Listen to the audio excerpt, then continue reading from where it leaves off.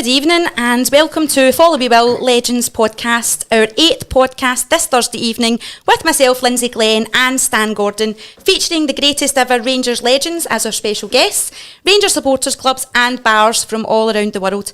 Introducing our amazing associate sponsors of the show, and the show wouldn't be possible without them. We have Ernock Builders, Country Carpets, Hepburn Electrics, Millencroft Construction, First Class Memorabilia, Pollock Projects, the Gallant Pioneer Blackpool, Staunch Threads, the Kit Centre, the Gartcraig Inn and Miss D's. Check out their social media pages and websites too. Remember, if you're on YouTube, give us a like and subscribe to our show, or if you're on any of our social media platforms, remember to like and comment and share. Tonight we have another very warm welcome to our legend joining us this evening, Mr. Gordon Durie. Hi Gordon. Evening, Lynsey. How you doing? All right? Thank you. Good. And also, as well, we have joining us this evening alongside Gordon, one of our associate sponsors of the show. Welcome to Claire from the Gartcraig Inn. Nice to have you here. How are you? All right, how are you doing? I'm fine, thanks. Also as well, just before we kick off the show, our competition this evening, we will be giving away 2 complimentary VIP tickets to the Barcelona 1972 celebration night in the Blantyre Victoria Club, held on the 16th of April. With greatest ever Rangers player John Greig, goal scorers Willie Johnston and Colin Steen, and guest speaker Bobby Tate. All you need to do is get your questions in, and Gordon will be choosing the winner later on in the show. Good evening, folks. Good to see you on the show, Gordon. Stan, how are you, Sean? Nice to be here. Oh, good mate, good.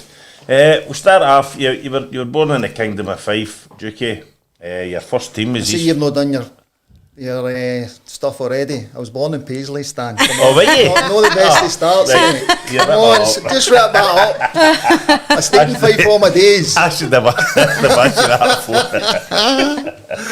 Right, Paisley. Your first team was East Fife. I take it you went to Fife as a young boy then. We moved through, I think it was about 3-year-old, Stan. We moved through to Fife, and that was brought up in Fife, and as you say, Siamese Fife schoolboy forms at 14. But yeah, 14. You were obviously a Rangers fan as a young boy anyway, weren't you? And used to go to all the games, the True Blues bus from the Scythe. Used to go on the buses for there and whatever, so it was just, Rangers were always my team and whatever, and my dad used to take me, and then obviously when I was old enough I went myself. It was great. But I mean, Fife, I mean, there are a lot of there's like Blantyre, a lot of wee mining villages and stuff. It's kind of rough and ready in it, but they're all kind of wee Rangers villages kind of stuff. I'm sure you wouldn't call them rough and ready if you seen them. No, as you say, wee mining villages and whatever, working class men and whatever, loved their football and whatever, and that was it. And the majority, like say, you were either Rangers, Celtic, and that even through that neck of the woods. I mean, a lot of them say that getting through the ranks like East Fife and some of the players we've had on, they're saying that it's a hard upbringing coming through. Was East Fife like that? You were not a young boy, weren't you? I was only, as I say, S4 was at 14. I wouldn't change it, Stan, because I was playing first team football at 16. Obviously there was teams, full-time teams and that I could possibly enter, but it's probably the best decision I made. As I say, I was playing first team football at 16, and I was there for a couple of years and that, and then got my move to Hibs after that. Brilliant. So that was 1984. You got your move to Hibs, is that right? I hope I've got that right. Mate. How did you like being at Hibs? How was that? It was obviously my first full-time club. As I say, I was only 18 and I was still a boy and whatever, so to get the opportunity to go full-time, Greggy sort of had a bid of 35 grand. I scored 5 goals for East Fife and that in one game, and I believe Rangers offered 35 grand, but Hibs paid 65, so that's why he's called an MBE, the miserable beefy Edinburgh. But no, I would wouldn't change it, Lynsey. It was like an apprenticeship for me and whatever, so I wouldn't change it. Was the goalie there at the time when you were at Hibs? Was that just long before that? No, it was Alan Ruff was the goalkeeper. Alan Ruff, half decent keeper, eh? Aye, yeah. How were they at that time? Hibs, were they no a bad side when you? I a decent cup side, I think, very similar to what they are nowadays and whatever, but the days and whatever, like, we got to one cup final, I think it was 1986, 85, 86 or something, we played Aberdeen in the cup final and that, so that was a good experience at a young age. But you go in and you moved to Chelsea, yeah? Yeah. You get a big move, and that was 86? I was 19, so it was 1986 it would have been, yeah. I was still a teenager when I went down to Chelsea. How did you find moving down to London at that age, and was that alright? Eventually, like say, but at that time, and that there was a lot of Scottish boys at Chelsea. We Kevin McAllister, David Speedy, Big Joe McLaughlin, John McNaught used to play at Hamilton and whatever. So there was a fair amount of Scottish boys. Big Doug Groovy was there as well and whatever. So I settled in quite quickly in that there, but one of the shocks I got when I went down there was the house prices, obviously. Like, so when I first went down, I went into the estate agent and that, and they says, how much you looking to pay for a house and whatever, and I said to them and that, and the boy looked at me and says, well, the only thing you'll get down here for that, son, is a shed. So it was actually the boy Colin West's house. Oh, right, aye, Rangers. When Colin West come up to Rangers, whatever, actually. I think that was soon as his first signing to, was wasn't it? it? Aye. It was actually his house. I moved into in Hemel Hempstead, so. You mentioned David Speedy there. I'm speaking to a few guys. I don't know if it was yourself. Tell me, did they know? He was a bit of a hard player, wasn't he? And I was a fiery character, but did they know he ended up a wee set to him and Hurlock in the dressing room? The two of them shut the door, and they come out 20 minutes later with the locks of hair in his hand. The two of them, you know what Terry's like, he's game and whatever, and me, David Speedy was the same and whatever, fiery on and off the pitch. And as you say, one day in that day, something happened between the two of them, and then they knocked lumps into each other and whatever, and then they got on with it after that. Just he was a big Rangers man, I know, Speedy too, and he'd love to have went to Rangers. He was a big Rangers man, yeah. He was a big Rangers. How did they go? Was Chelsea half decent when you were? I thought you said who won the fight. I wouldn't like go outside Terry anyway. I wouldn't like to fight either of them, to be fair. But were they a half decent team at that time then? Chelsea? No.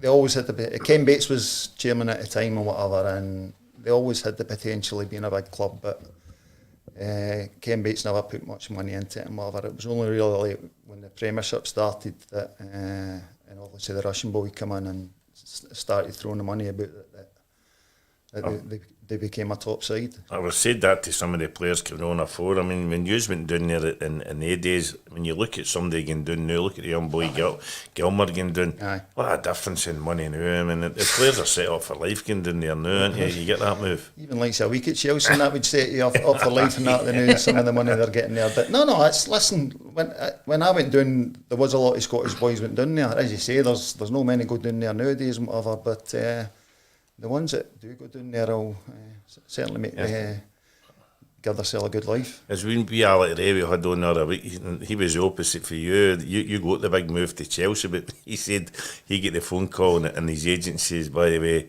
you've knocked it off, you owe me a big favour. And he went, you're going to London, and he went, am I going to Chelsea? You got to Spurs, going to Millwall. Millwall or some club in that as well. Obviously, like there's that many London clubs. They're passionate fans, aren't they? Oh, big time. Definitely. Like I played at the old Den. That was an experience. Oh, I've heard the bad wire fencing and whatever, the electric fences and all that carry on. It was wild, but it was certainly. Oh, I've seen you earlier on there. I had all the Tottenham boys up. Yeah. At the weekend there, they come up to the pub and they went. A couple of boys hadn't been to seen Rangers before, and they brought them up, and they ended up at Dingwall. They had to leave my pub at 6:30 in the morning to go up there for hospitality, but they loved it. But when I was talking to them, I just seen a boy coming up here in Taylor, is for London. Yeah. And he runs the London branch. I think he's the president. And what he was telling me, and I think it's great. I was doing twice last year, Dukey, right? The new stadium. No, I've done it. The Rangers gig. It's the Rangers supporters club down there, London branch, and you've got Tottenham fans there, you've got Chelsea fans there, you've got Millwall, you've got West Ham, you've got Crystal Palace, but because it's a Rangers gig, every one of them come together, and there's no hassle off them. No, that's and it's brilliant. I know they do what they do when they go and watch their teams any other time. Well, you know, it's like the gigs that you get us down there and whatever. It's frightening the the support we've the got. power of Rangers Aye. have got, no just sort of in Scotland, but worldwide, doing London and that, as you say, there's supporters clubs and everything, so boys come up every weekend for the games and whatever, so... And it's a bit of travel for them and all, and it's... No, it just shows you the size of club we are, isn't it? Aye, oh, definitely. Oh, without a doubt, and it's great to see that, like say, 25 Tottenham fans come up to watch Rangers, like the Rangers Tottenham, and they had the big flag up in the pub, didn't they, and it was like Spurs, Gers, and then this weekend, you know, Wayne and that, they're all up for Chelsea this weekend to go and see, they're going to hospitality and I'll see them on Sunday. It's nice to see the boys not coming up for London. Aye, so, they always look after us when we're down there as well. So as you get the different fans again, but they're just all attached to Rangers. Aye. You know, it's like brilliant. that's it. Gordon, what players were at Chelsea at the time you were there? When I went down, striker was Kerry Dixon. Obviously David Speedy was there. As I say, big Joe McLaughlin, big wifey Morton. He was there. Who else? Kevin McAllister. Big John McNaught, who came from Hamilton, was down there as well. Whatever. So it was a decent squad. We had. And you then moved across the road to Chelsea, rival Spurs. I was homesick. In 1991, that must have been a difficult move for you. How was that? It wasn't the best of moves, if I'm honest, because I sort of got the nod that Rangers were coming in for me and whatever, and I just threw in the old I'm homesick, want to get back up the road, because obviously I was always wanting to play with Rangers and whatever, so I threw into the club, listen, I'm struggling to settle and whatever, do you mind if I go back up the road and that the same night, if a club comes in, not a problem. Obviously the Rangers thing fell through at the last minute, similar to deadline day here and whatever, and Tottenham come in, so needless to say I wasn't very popular with the Chelsea fans. No. Actually the first game at Tottenham was Chelsea as well. That was it? That was my first game, so I got a rough ride, but hopefully they'll forgive me for that, because Chelsea were needing the money at that time, so they were going to sell me anyway, but it just didn't look right. So I was making my way up the road, like, so I went from West London to North London, so I was getting myself up to Glasgow somehow. Somehow you were getting there. And in their days, was Spurs a bigger club? Spurs was a bigger club, at the time, definitely a bigger club, but as you say, like Chelsea have caught up and probably bypassed them now. There was Gaza there at the time. Gaza, when I signed with Tottenham, remember he got injured in the cup final. I signed in the July, just after the cup final, so I had Gaza for a year, but it was a sort of quieter Gaza than the one we got in Glasgow, because obviously he had the bad knee injury, so and didn't actually play with Gaza at Tottenham, but I was there for a year, so I knew it was coming when he came to Glasgow. Aye, man, brilliant. Did they know you when he came up? And Aye. Because I remember me, you, and Charlie, we done the gig in Glasgow, and the time I seen him before it, I didn't know anybody, because he'd been on the bevy, and then when we done that gig in Glasgow, we went back to see him, and they remembered everything he's done. And listen, he's a great guy. He's obviously had his problems and whatever, but listen, for the tea lady down to the apprentices and that, when he was there, he was different class with them all. Aye. Obviously the press wanted the bad Gaza stories, but honestly the guy was a gem. He was a gem. Claire, I'll come to you. I know you're a bit nervous. How are you doing? I am okay, fine. So, Claire, we would have been asking Tam this tonight, but we'll ask you, what is your English team then? Well, I don't personally have one, but I think Tam's would be Chelsea. Chelsea. oh, there you go, Jukey. Go on, Tom. A couple of questions up here. We get John McCormick. Hi, Stan. Could you ask Jigbox who's the best player he played with in his whole career? Best player played with? I take it striker-wise. I was fortunate enough to play with a few good ones. As I said, Kerry Dixon at Chelsea, Gary Lineker at Tottenham, but if you were to ask me to pick one, a certain Mr McCoy would be the top one. Yeah, Super Ali. McCoy, super Ali. He just had a knack. Same with Lineker, right place at the right time. It would hit off his backside or whatever, but he just had that knack. He scoring goals and whatever. So, as I say, I was fortunate enough to play with him, but I would put Coyce at the top. So you're talking about Kerry Dixon there. Yeah. I remember when we done that Lanzarote. The Lanzarote. What we done is we took an English select hour and then we took a Rangers team there, right? Yeah. So I had phoned a couple of English boys, I know Lee Henry and Mark Walters was coming and all, that was English Select. And Graham Roberts, he says to us, why no phone Kerry Dixon? I went, that's a big name, that'd be ideal, you know, so phone him. And that's on the Friday night, as a guy comes in and goes, nice to meet you, Stan. I goes, how you doing? I says, you here for the tournament tomorrow? He goes, no, I'm playing. I'm Kerry Dixon. And he looked about 90, didn't he? That's right. And he moved like he was 90, didn't he? But what a player he was, but what a goal scorer. I know he was at the time. David Keys has put up as well. Who was your biggest influence in your career? Influence? I would probably say the manager at East 5, Davy Clark. He signed me when I was, as I say, AS formed at 14. And as I say, he had me in the first team at 16. And if I was to pick somebody that I really admired, that seen me through my career, it would have been Davy Clark. Yeah? Yep. Aye. What about, you go to Rangers from Spurs, and you've been waiting in the call, and it comes... Eventually. 1983. 93. 93, sorry, 1993. It does How say... old do you think I am? It does say... I know I was born in 83. But what a feeling that must have been for you when you were on the terrace, and everybody that we've had on them, we've spoke to, they call it to come to Rangers, but what about your family and everybody involved with the men for it to come back up the road? All the family Rangers, apart from my brother, he's a jambo, but no, listen, as you said earlier on, I went to watch Rangers. It was always a dream to play with Rangers.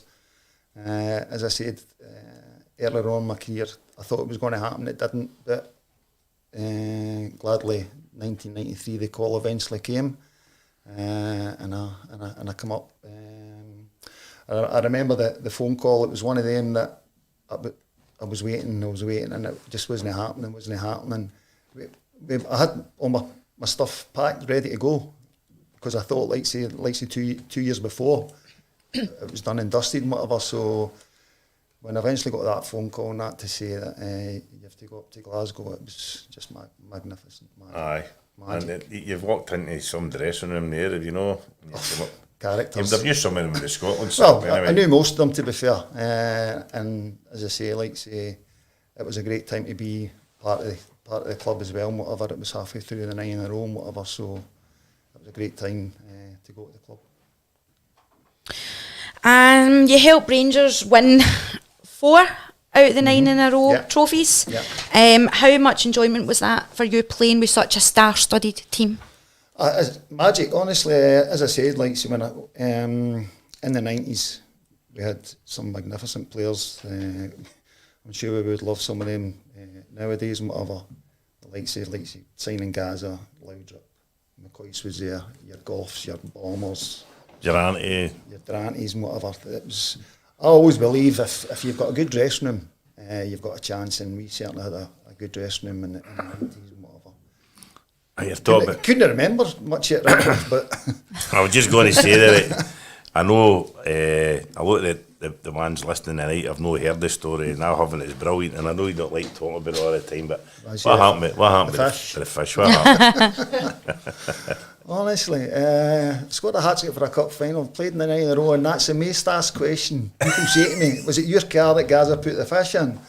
But a long story short, him and McCoy's were injured, and it's just at that time and that we used to go up to Jordan Hill and whatever, training, whatever, and the injured ones stayed at Ibrox. Everyone knows Gaza loved his fishing and whatever, so he'd been fishing overnight seemingly, and he brought in a couple of fish, and he said to Coist, he says, who's been annoying you lately? He's like, oh, Dukey. He's like, how's that? He says, right, come on. So he put 2 fish in the car, right? So it was a few days later on, I gets in the car and the smell was horrendous. And I was like, because I gave the physio my car, because we were playing down at Kilmarnock, so I got into the car at Kilmarnock. I thought, he's bought fish for his mum and dad or something. So I drove all the way from Kilmarnock to Fife, where I stayed, with the windows down, stinking. Honestly, it was stinking. So I get out the car, wasn't in the car on the Sunday, gets in the car on the Monday, and I'm like, Jesus Christ, the smell's horrendous. So I drove through to Glasgow and said to the physio, did you buy your mum some fish or something? And it just so happens he was treating Gaza at the time, and all I heard was, check your spare wheel, you jock.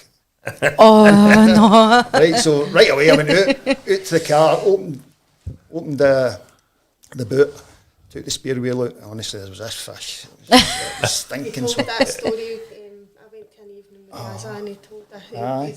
They told this story. So I lobbed that one out thinking, right, and there used to be a valet place down at Ibrox and whatever, so I said to the boys, take that car down and get valet, it's stinking, whatever.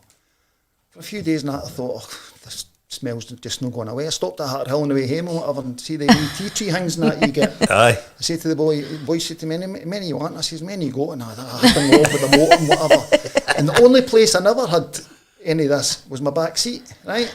So I goes in on a Thursday, I says, this smell's just not going away, by the way.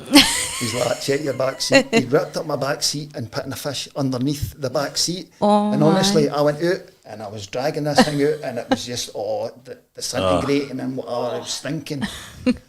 Gladly, they were sponsored motors at the time, so it wasn't my motor. And a couple of days later, gladly for me and whatever, we were swapping cars over and the boy said to me, any problems with your motor? I says, no, they normally say, your brakes or something squeaky or something like that. I says, no, the smell. And he looked at me, I says, listen mate, you realise when you get in the motor. So 6 months later on he came and I binned the car. You binned it? I had to bin the car. 25 grand worth of motor. Oh my goodness. The two dearest fish I ever bought in Glasgow probably. Bin the motor, you couldn't get rid of the smell. We've got another couple of wee questions that have come up here. We've got Stephen Young. So he's saying 2 memorable games are the 5-1 cup final win against Hearts when you scored the hat-trick, and the 9-in-a-row game against Dundee United. What game is your most memorable game? For Rangers, 23rd of November 1993 is my first game at Partick Thistle. When I managed to put that blue shirt on and whatever, so that's the most special one for me. Obviously, was my debut, but as you say, mentioning the 2 games, to be part of the 9 in a row up in Tannadice, because obviously we blew it the Saturday before. We played Motherwell at home and we got beat, so we went up there and obviously clinched the 9 in a row. That was special. But obviously the cup final, I think one of the only Rangers players to score a hat-trick in the Scottish Cup final, whatever, which is magic, and I always get reminded, especially like with the goal in Durante and whatever, the only person to score a hat-trick in a cup final not get man of the match. But that was one of the questions I had for you, actually. It was only Brian Laudrup, but so he was special. Like that day, he was just unplayable and whatever, and it was just a joy to play with him. And Gemma Wilson's also asking, hi Gemma, this is one of my friends here, she's saying, did you know from a young age that you wanted to be a footballer? Was there any other career ideas that you had in mind in case you didn't make it? No, like every other young boy, I think I always wanted to play football. I was fortunate enough, like I played with a few boys clubs and whatever, and as I said, I was signed with East Fife fairly young at 14 and that, so that was always a path I was going to go. Having a clue what I would have done right enough if I didn't play football and whatever, so I was fortunate enough to make that as a career. I see one there, it's DJ, it's my grandson there, and he's trying to get Lynsey paid off. He's trying to get me the sack, by the way. So he is. He's wanting to come on. We'll need to get him on the show, Stan. We need to bring him in. We need to get him on the show. It would probably mail if we put the mic in front of him. But we've got Brian Hood there and all. What was the best game you were involved in? Well, you kind of said that there, didn't you? Well, club-wise, obviously, it was a cup final, but I think, like say, career-wise, it would have been opening of the 1998 World Cup when we played Brazil at Stade de France. Yeah. That's probably the biggest game I've played in my career and whatever, so... What kind of crowd was there? There was only 80,000 there, and I think there was only a couple of billion watching it on the telly and stuff like that, so it was the opening game of the World Cup. What was the score?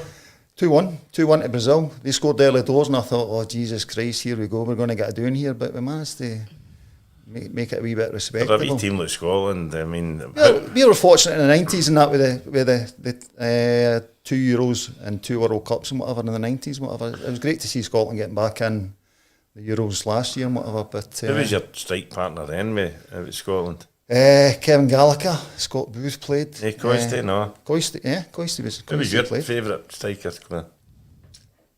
Rangers. Alan Coisty. Aye, Coisty. Aye, definitely. You'll be spewing I mentioned Kevin Gallagher before him.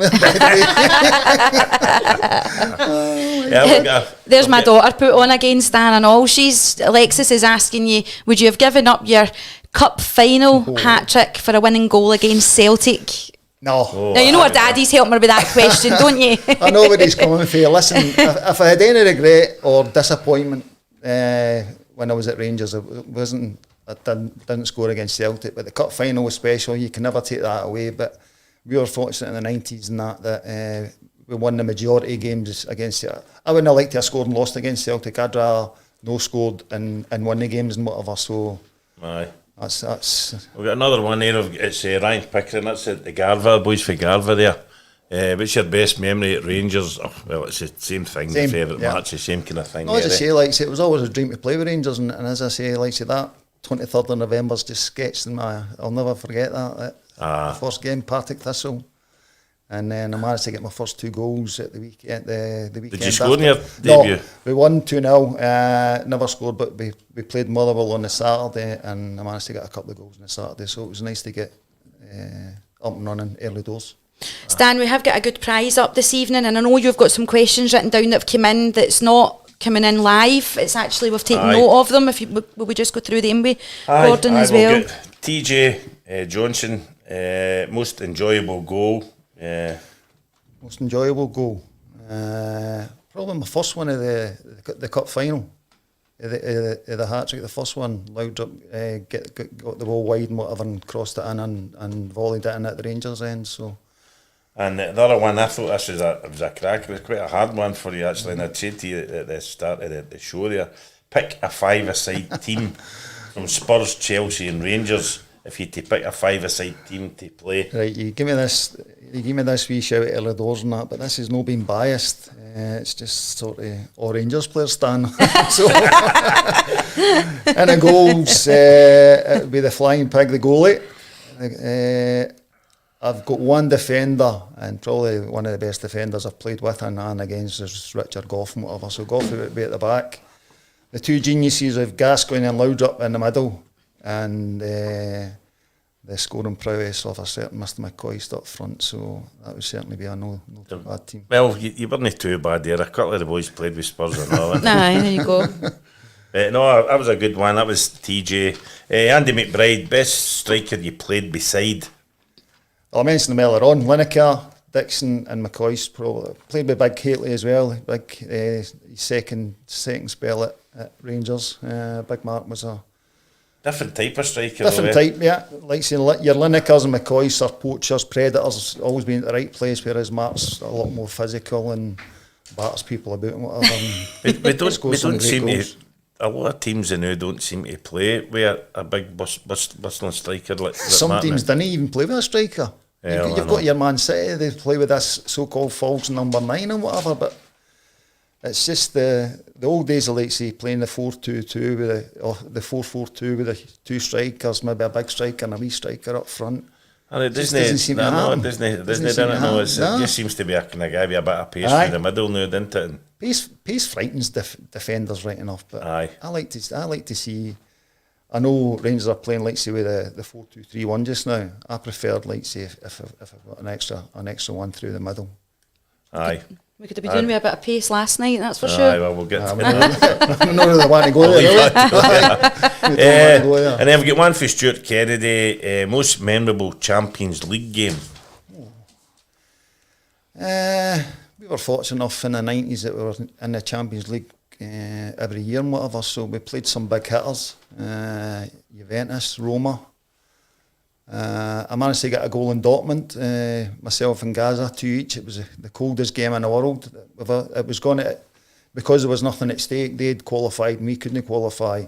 They were going to cancel the game, but we, Jimmy Bell, had to go to a German sports shop, Matt, and get us all pimple soles and whatever, because I was there, it was absolutely Baltic. Coldest ever, so I managed to get a wee goal in the Champions League here against Dortmund. So Gaza scored that night. Gaza scored as well, yeah, 2 each, finished 2 each. They were a good team at that time. They were a good team at the time, aye. They were a good team. Without a doubt.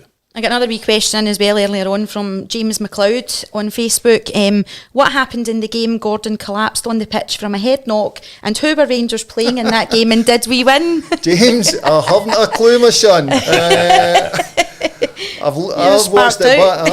I've watched it back, to be fair, and all I seen was obviously it was the boy Gary Holt. We went in for a header and whatever, and obviously with contact I went down, and then seemingly played on for 5 minutes, and then I collapsed, and then the next thing I know I was up in Glasgow Royal Infirmary and whatever. I woke up in the hospital, so it was worrying times. But as I say, I can't really remember. I had to actually watch it back myself to remember. I've no recollection of any part of that game, of the head knock or anything like that. No. And did you have to go straight to, did they rush you straight to hospital? I went straight to hospital and that, yeah, for there, and I was in there for a few days and whatever. The gaffer sort of said to me, I says, with the knock on the head, Walter says, I hope it makes you a better player when you come back out again. I was like, cheers. I know you, by speaking to you at Ibrox a few months back there, you were very friendly with Walter. It was sad times for him, Tragic. All the things people said about him was 100% true. He was just a gentleman on and off the pitch, a true leader. To be fair, he had a lot of problems with the dressing room that we had in the 90s, as you can imagine. But he was like a father figure to us. He looked after us. His man management was second to none. I've been fortunate enough to play under a few managers and whatever, but I'll never be another Walter. No, I agree with you. What about down south, managers down there with it? Just come. I know it was Walter made a man-to-man manager. Man-to-man, any problems at all you had, he was a listener. He was a listener. Any problems you had, he would try and sort help you out and whatever. And as I said, he was just a special man. What about technically as a manager? Who did you rate there, tactician wise? Probably Terry Venables when I was at Tottenham. He just, I don't know if he went to England after that, whatever, but Terry was tactically very, very good. See, when we come up with Walton, whatever, like say, people say, oh, how was your training and stuff like that? Training was nothing, no technical stuff or anything like that. It was high tempo, games, but you were always at it, whatever. Yeah. There was no slackening, whatever. There was no magic wand or anything. It was high tempo games and then training, and then that's what we took into the games. I think near the end of some of the seasons, with the amount of games that Rangers played, you didn't go as intense because of injuries and stuff like that, you know. But it worked, didn't it? You went for a bacon roll and things like that and walked back there. The famous bacon rolls, aye. That's what sometimes in that, like say, midweek games or whatever, European games, there was a few games during that time, and he would just say, right, in the minibus, we went up round to Bella Houston. There was a wee cafe there. He took us up the stair to Bacon Rolls. The foreigners and that, Gaza and Loudon and that, what's this all about and whatever? They couldn't believe part of their training was gone for a bacon roll at Bella Houston. Brilliant.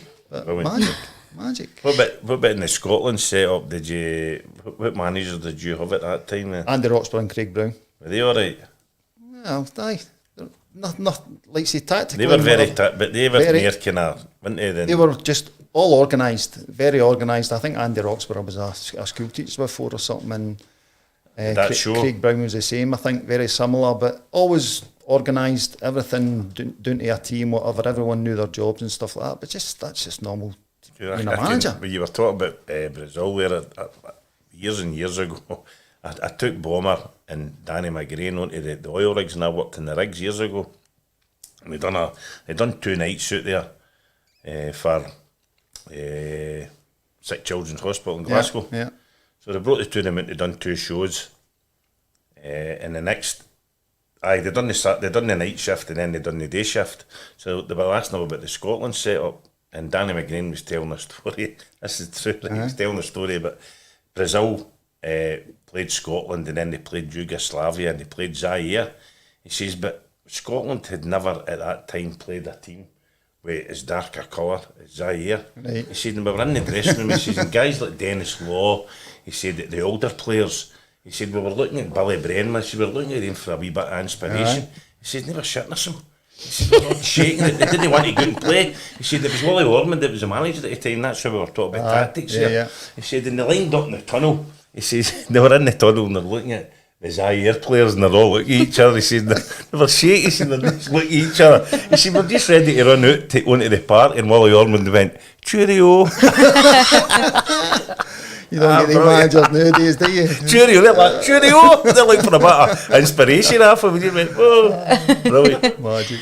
Well, we do have another couple of, they're coming in fast, cutting fast tonight, Stan, right? So we've got Kenny Wilson, right? He's asking, who was the fastest, Walters or Kanchelskis? Oh. Kanchelskis, my wee laddie. I never actually played with Mark Walters, is he talking about? I take it. Yeah. Well, I played with Andre Kanchelskis and he was lightning, and I would say Andre was, as I said, I never played with Mark, so Mark wasn't there at the time. No. Kanchelskis was lightning. I would say when we used Mark in the Legends games, when if you remember Mark Walters when he played with Rangers, he used to do the step out. So he still does that in the Legends games, but he can't move. So he steps out, but he doesn't go anywhere. At least he tries it. There's another good question that came in again. Wee Trapper 1.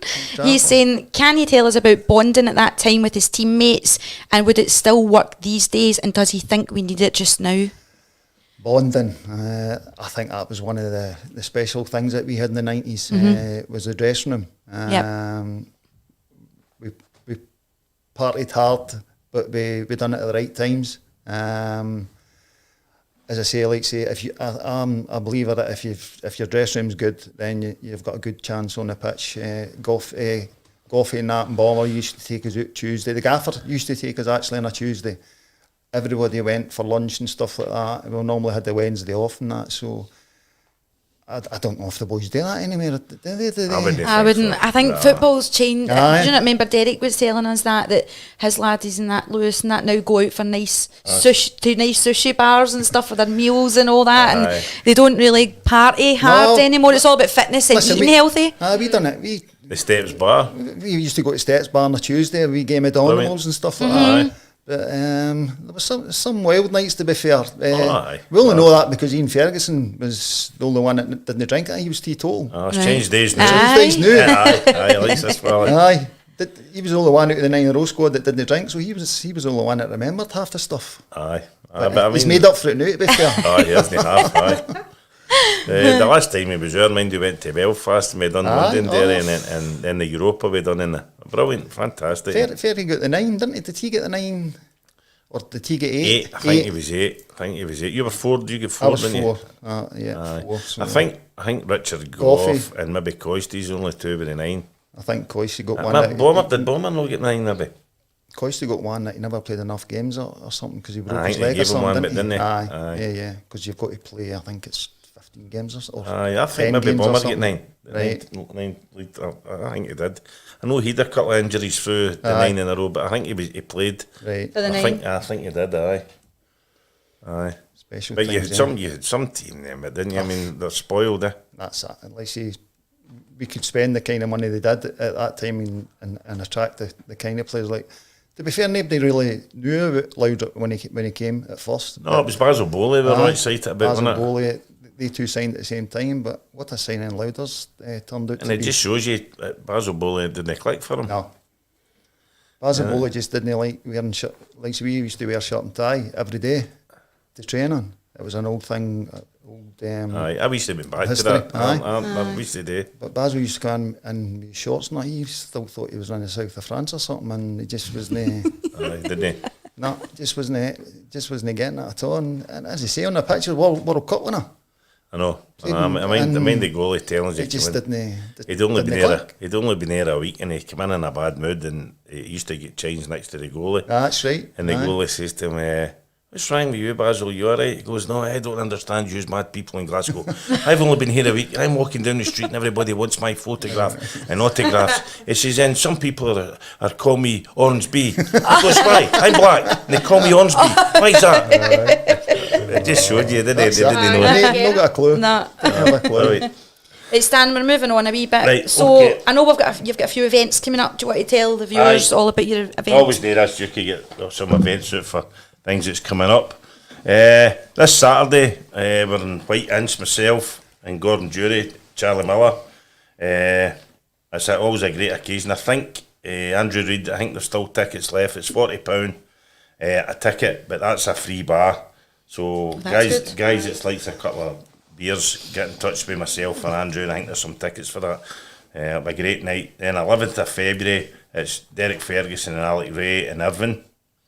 Then we mentioned that the 2 tickets are coming up for the best question. You pick the night, Gordon, and that's in the Atlanta Victoria Club, and that's the Barcelona 50 years Winners' Cup celebration with John Gregg, greatest Rangers player, Colin Steen, Molly Johnson, the goal scorers. That'll be a great night. I've flung me Bobby Tate in just to kind of warm it up before we. Bobby, he's brilliant. Brilliant. And Greggy doesn't name any of these, to be fair, so that'll be a special night. He doesn't dare him. He doesn't. So it'll be a great night. We Derek Ferguson's came and bought 5 tickets for him and Lewis and Darren's boys and that. So I just they're not dying to go just to see Greggy, you know. That's brilliant. And Buddenstein just bounced half great so that. double act as well. Just need to keep Steenie after red wine. Impossible. And then I spoke to you through the week there, and I've got a good Legends team going down to. We're playing the Royal Engineers Rangers Legends at Chatham Town. Do you know? Did you play around about that? No. I think it's in Kent, isn't it, Chatham Town? It's a big place, London, Stan. And that I know. That's the 23rd of July. So we'll be playing through the day, and then there's a Q&A at night. Is Don Hutchison playing for us or something? Yes, Did I know he see is. something in that? Yes, he is. He's buzzing. Aye, well, To put that blue shirt on. Do you know something? I seen a thing about him in the paper there. He was talking about something through the week there. Right. And at that time when we played Liverpool down in Blackpool, That's he right. came out and Aye. he said, I should be playing in the He's a Rangers blue nose, team. isn't he? He's a big Aye. blue nose. So He said, I should be playing the Rangers team. That was my biggest regret, that I never ever... did he have a chance to come up? Aye, Did he have a chance? aye. And he said, I never ever get the chance to go and play. Same as Gary McAllister, he was the same. Yeah. And he went, I'd love to come up. And just when I'd seen that wee article in the paper, I said, I'm going to invite him as a guest. Because mind we had Darren Anderton down in That's right. Bognor Regis. Yeah. And we didn't know that his family were all Rangers. No, that's Darren right. Anderton. And I think he's played... Tottenham, yeah. Aye, he's played more Legends games. No, than I played he with did. him at Tottenham as well. I played with Great Dan. player. Aye, he was a good player. Brilliant Good player. So we've got that to look forward to, I know. When's that, Stan? When's That's that? the 23rd of July. I had to tell a guy to Aye. make sure it wasn't the beginning of July. Didn't it? You might get 6 months to get in some shape as well, but Oh well, that's true. And a good one out of that was I've got to kind of near enough get adjusted the team together, and Big Nizzy's going to come and play after all the hard times he's had with that'd be great to see you, cancer. Big. And he's looking forward to meeting up with all the boys. Are you still manager? You've been under Yes. pressure on that the last few games. What, I you've know, had but listen, some that decent results and was a young team in shots. We'll not be doing that again. I thought you're.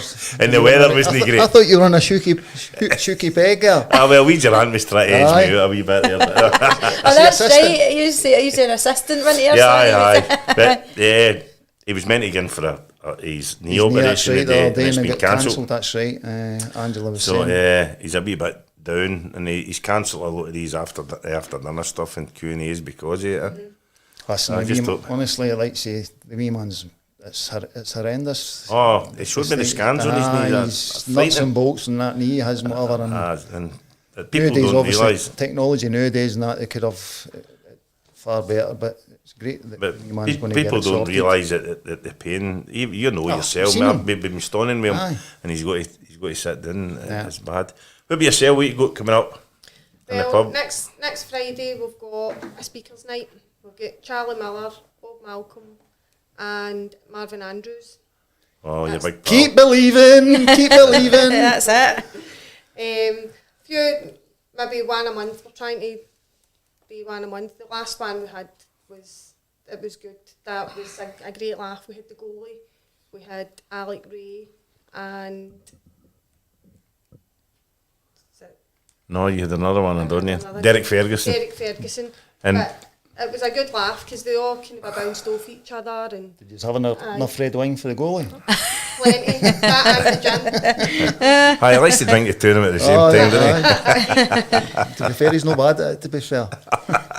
Stan, what about the Stonefield pub? What about your pub last my Saturday God. night? Oh, we touched on it earlier Oh, there. my God. Lynsey singing last Saturday, Dookie. So I'm doing about 6:30. They beat the boys for London, the London Spurs boys, and I went down. That was me hunting the bar at shot in time. You couldn't move, wasn't it? It was absolutely bouncing, like it was brilliant. Aye. His karaoke telly got smashed everything Oh, no, off the unbelievable. table. You couldn't see. Innit? I was standing in the corner like that with my mic. With your mate singing. She was great. And it's always good to get her into the pub. Okay, everybody was Listen, really you've got a good, great- welcoming. You've got a great wee setup there. Whatever, you look after the boys every time we come in and whatever, so it's magic. We were at Christmas, man. It was great, and I always. Aye. Oh, I heard about the Christmas one. Tom was there, wasn't he? Tom was there. Aye. Apparently you seen I me was the- leaving that I night. was the taxi. All right, I you. was the taxi.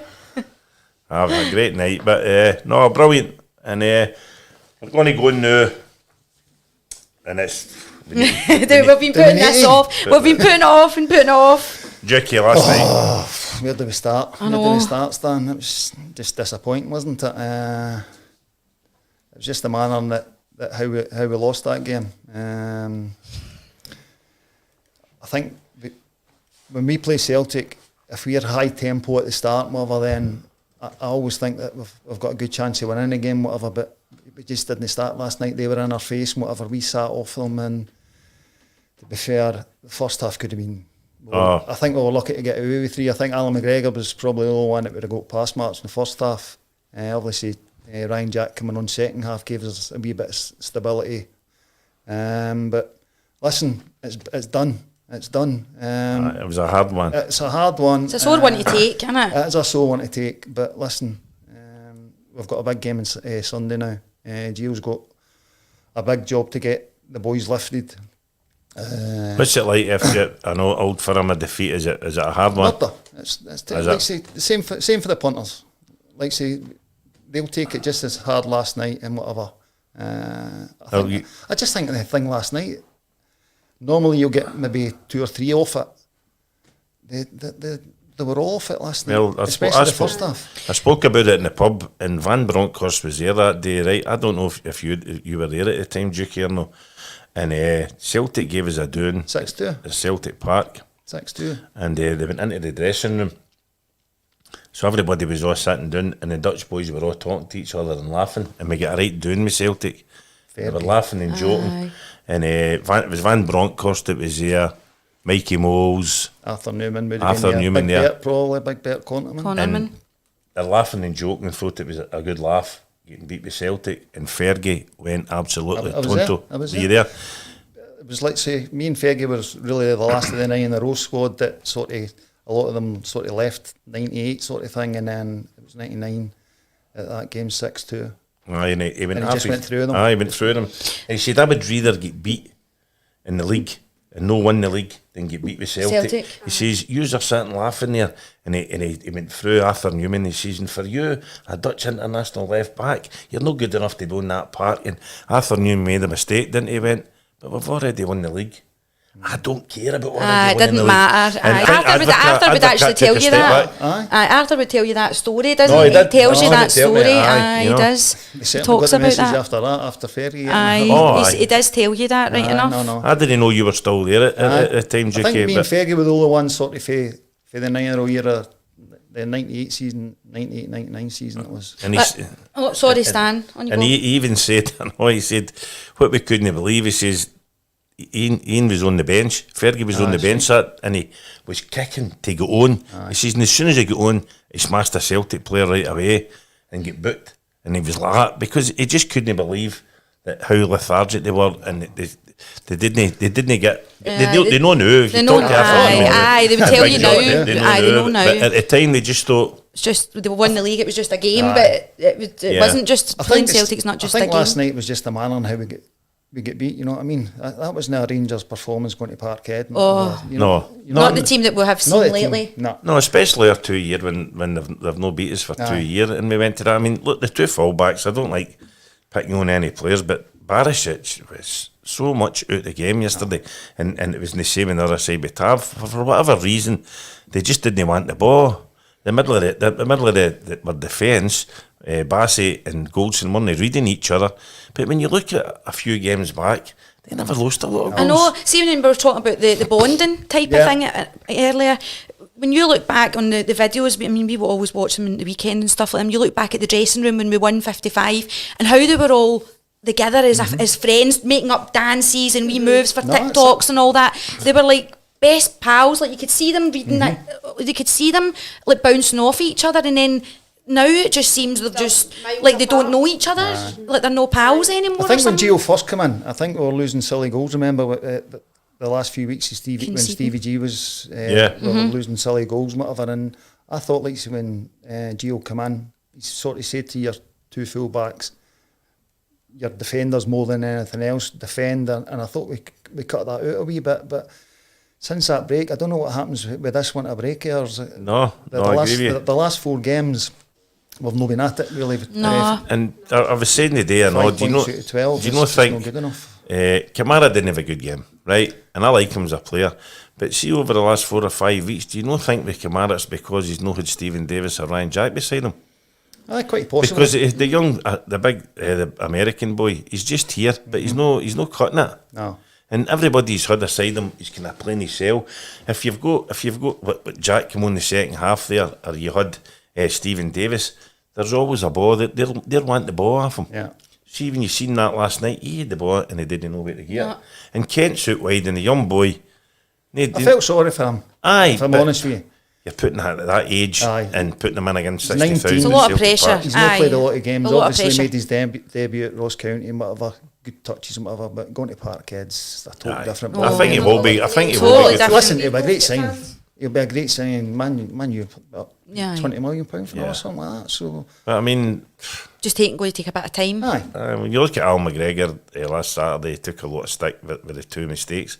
But he kept us in I never kept us in the game, but he stopped us. Look, the saves. He stopped us getting a doing last night. Let's definitely. be fair. Let's be honest about it. Aye, no, definitely. But what would you do? What would you do to change it on Sunday? Obviously, Alfredo's back. Aaron Ramsey, is he fit enough?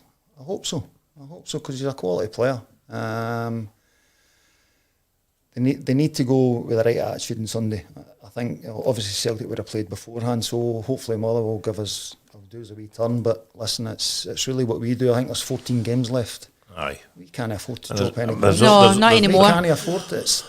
There's only a point in it. Aye, and that's a way to look at it. But to think that we could have been 7 points a wee while back, we've got still another twice to play them as well. Aye, we've got twice to play them. You're at Ibrox the next one, and maybe turn you up the next way. That if we won at Ibrox, we go.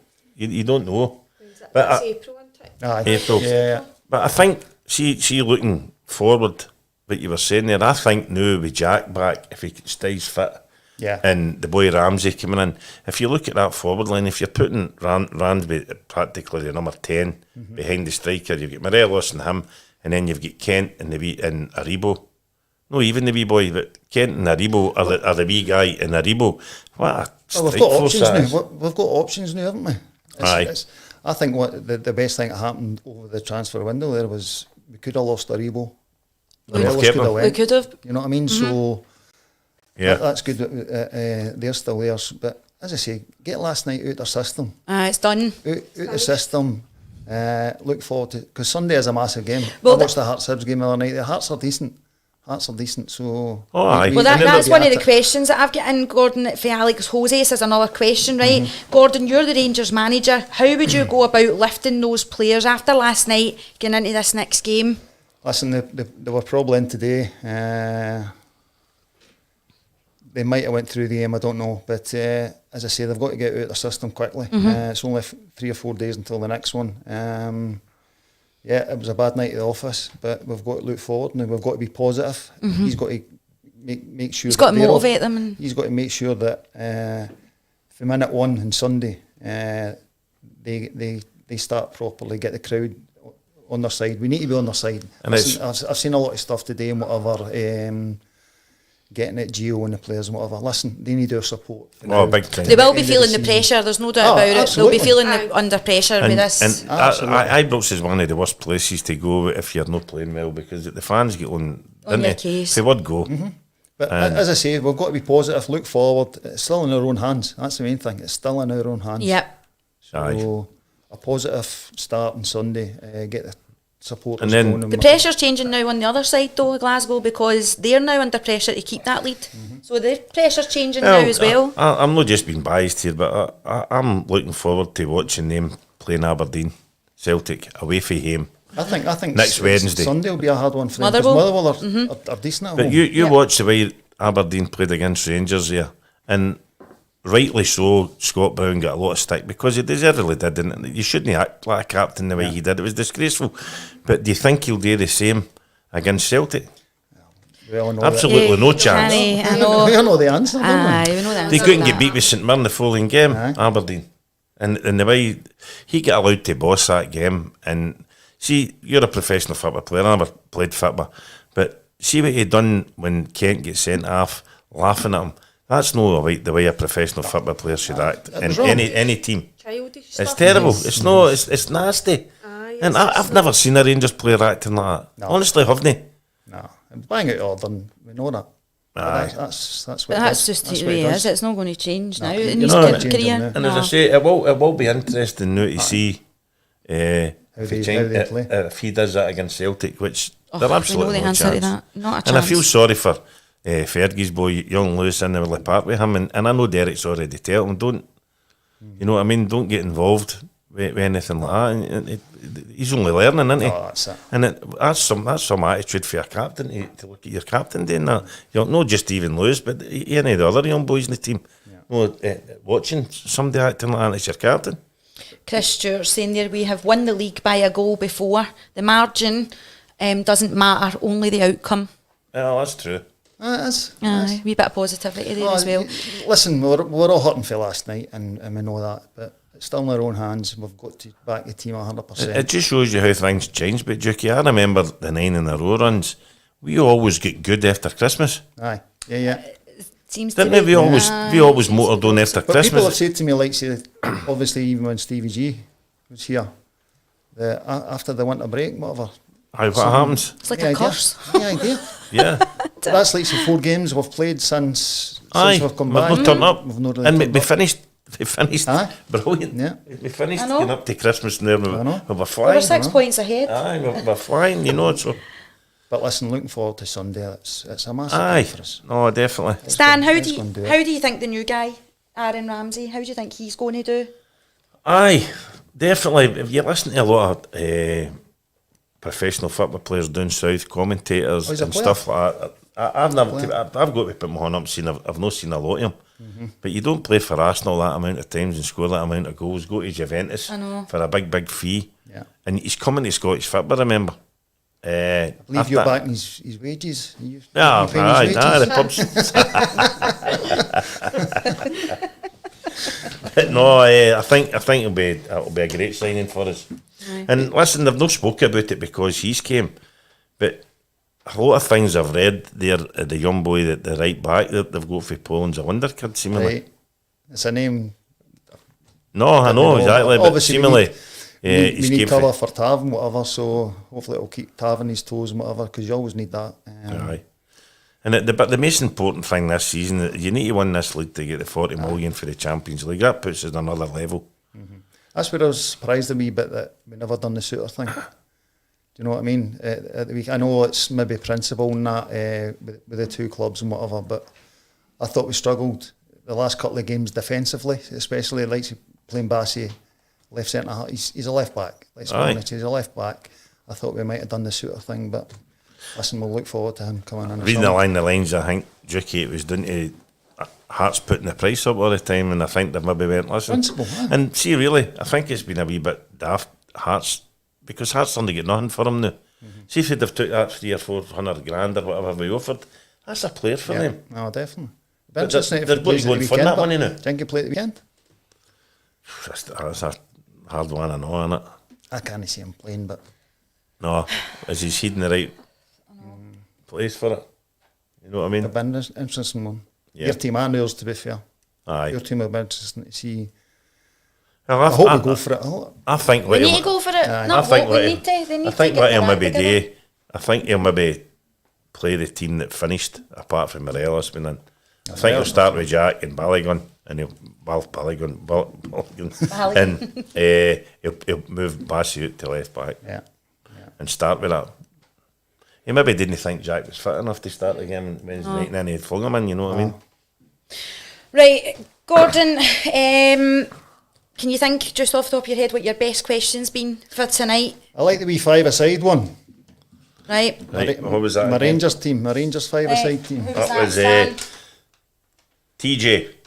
There you go. Aye. DJ. if you contact us, we'll get 2 tickets, Have a good VIP night, tickets TJ. for the There you go. John Gregg, Willie Johnson, Colin Steen night. And don't 2 forget, tickets coming your way. And don't forget, guys, if you would like to see more giveaways on the show, please subscribe to our YouTube channel, like and share all of our social media platforms. The more interaction that we get, the more prizes that we can give away. Magic. So, Yeah. definitely. And then we've got another in 2 weeks' time. We've got the boy that died. I don't know if you've ever seen him or not. He put them up before Christmas there, and my granddaughter, believe it or not, won the 2 books. That's shite. That old dodgy one, It's aye. like adults. It's one of the books is called Three Bears, Right. and it's like It's they've good. got the Rangers scarves from going to the game, and they tell a story about these 3 bears going, and I'll need to steal them off for it. Reading them, but he's going to put another prize up for us. good. Brilliant. And Aye, we'll that's get. great. I don't know if do you know John Brown, the boy for Dundee, does the longest 40. I know the name, I think. Yeah. Yeah, well, he's got Graham Souness up in Aberdeen and a couple of other venues over the next couple of months, and he's going to give us to a VIP for one of his nights. Good. His Brilliant. nights that we mentioned. Aye, that's so excellent. it'd be great. So get your questions Great in. to and listen to get him, by the way. So I've seen him in the. It'd be brilliant. He made your aunt stole the show, by the way, brilliant. Right, we do need to carry on now, folks. If you've enjoyed the show tonight, you can get involved by subscribing to our YouTube channel, liking our Twitter, Facebook and Instagram pages. Follow We Will Legends podcast. A huge thank you to our guests this evening, Gordon and Claire. Thank you so much for coming on. It's been fantastic speaking with you both, and thanks again for coming on the Thanks, show. Lynsey. Thanks for joining us tonight in Follow We Will Legends podcast. It's been another enjoyable evening and a pleasure as always. Stan and myself look forward to seeing you all tune in again in 2 weeks' time. We'll get the link up nearer the time, and we will have some more exciting guests on the show as well. Thanks to Ricky once again for doing all the work behind the scenes, getting all your comments and questions and everything up on the screen for us as well. On behalf of Stan and myself here at Follow We Will, good night and Good night. God bless.